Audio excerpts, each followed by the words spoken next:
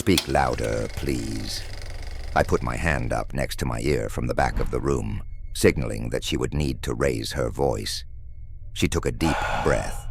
I could see anxiety turning her cheeks beet red as strands of blonde hair began to fall out of the same nappy ponytail she wore every day.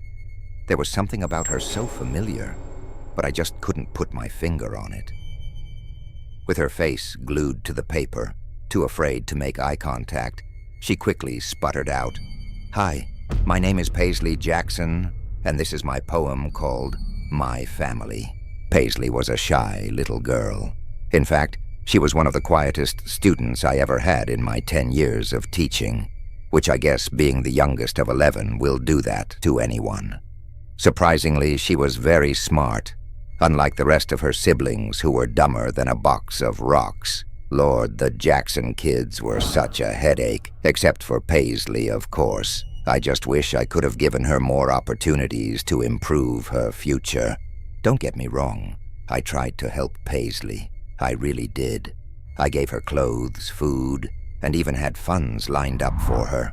But living dirt poor in a shack out in the middle of the desert was a bad hand to be dealt in life. Besides, no matter what I did, it wouldn't have made a difference. Everyone knows that the cycle of poverty is almost impossible to break. I crossed my legs, pen in hand, preparing for yet another bland story about a family I'd never get to meet. If you've ever worked with underprivileged kids, you'd know that guardian involvement is quite rare. When it came to interest in their daughter's education, Paisley's parents were no exception. I have 2 mommies, one named Betty, who can make good spaghetti. I call her Mom. She's the one that's married to my dad, Tom. One named Claire, with pretty yellow hair. I call her Mommy. Dad calls her his project, his hobby. Being smack dab in the middle of Utah, I've seen hundreds of polygamist families, so this didn't strike me odd. Besides, even though polygamy is illegal, I try to keep my nose in my own business. Mom takes care of us all. She can do that because she's so tall. Mommy wears a pretty silver bracelet. She wears it because she's so famous. Wouldn't be the first time I saw kids coming up with stories about celebrity parents to add excitement to their ordinary lives. I just didn't expect it to come from Paisley. Mommy has me and Tommy. He's one of my older brothers. Mom is a lot older. She has all the others. I cringed. That meant that one of Paisley's mothers had given birth to 9 children. I couldn't imagine going through that many pregnancies. Dad says me and Tommy are a gift from God. He'll never hit us with a rod. His pride and joy is Tommy. But he says the only person he truly loves is Mommy. I looked up from my grade book, with the line about a rod catching my attention. However, this wasn't the first time one of my students have accidentally reported abuse. The truth is, CPS picks and chooses who they want to help. Mom is having another baby. She's mad Dad wants to name it Daisy. Mommy can't have no more kids. Her last one died of SIDS. Shifting in my seat, I scribbled down a note, reminding myself to deliver my daughter's old baby clothes to the Jacksons' shack. As a mother myself, I know babies can be expensive. Dad says she did it on purpose because she wanted to run off and join the circus. Mom says it wasn't her fault. I promised to keep that secret in the me and her vault. I shook my head in sadness. How could someone blame a grieving mother for something she couldn't control? Mommy was the one Dad chose. He watched all of her school shows. They were joined in the night. Daddy says inside her is a lot of fight. Mom is just a cover. Dad doesn't really love her. I threw my hand up, a gesture meaning stop I had taught my students. But Paisley didn't look up. She continued to read, oblivious to my disappointed frown. Obviously, one of her siblings put her up to this as a joke. Mommy says she needs to get out. She wants to show me what life is all about. Dad gets mad, it's his biggest pet peeve.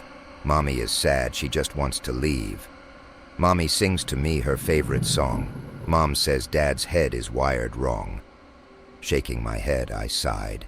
Another child with so much potential and such a kind heart was stuck in the middle of a lover's quarrel that didn't even involve her. Last birthday, I wanted to take Mommy to see her favorite basketball team. Mom made me a cake with frosted buttercream. I got to go see the Knicks, but Dad said he made a mistake he couldn't fix. Nothing is the same anymore. I don't know why, for sure. Now Dad cries at night alone. He asks God, "What have I done?" To Mom, he no longer tends. She hopes the baby will make amends. Paisley rose her head up with a smile, looking for my approval. Although I was appalled at the inappropriateness of her poem, I didn't want to break her spirits. She clearly was very proud of it, and scolding her for something that wasn't her wrongdoing was just going to send that little girl back into her shell that I'd been trying to break for months. So instead I clapped, making the rest of the class, who were too young to understand the gravity of the situation, applaud too. Mrs. June, I brought a picture of Mommy for extra credit. It's got one more part of the poem. Can I show the class? I nodded my head, thinking there couldn't possibly be any details worse than what she already presented. Paisley reached into the front pocket on her old worn-out hand-me-down dress, pulling out an old aging photo. She flipped the flaking picture around, displaying it as if it were her most prized possession. My blood ran cold. I finally figured out why Paisley looked so familiar to me. In what seemed to be a school photograph, smiling ear to ear exactly like Paisley, was a young woman by the name of Claire Daisy. She was a high school student, popular for her ability to gain the lead in every school play that went missing without a trace 12 years prior. She was last seen leaving theater practice late one night, but then she just vanished. No sign of a struggle, no witnesses, no evidence, no body, nothing. Her case was covered on every news station in Utah for a while because of how peculiar it was until people lost interest. Paisley happily continued.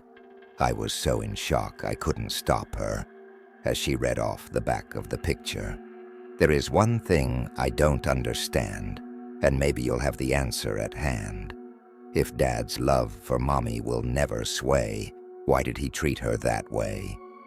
Mom lays her head on a nice, soft bed, but Mommy sleeps in the basement under a big slab of cement.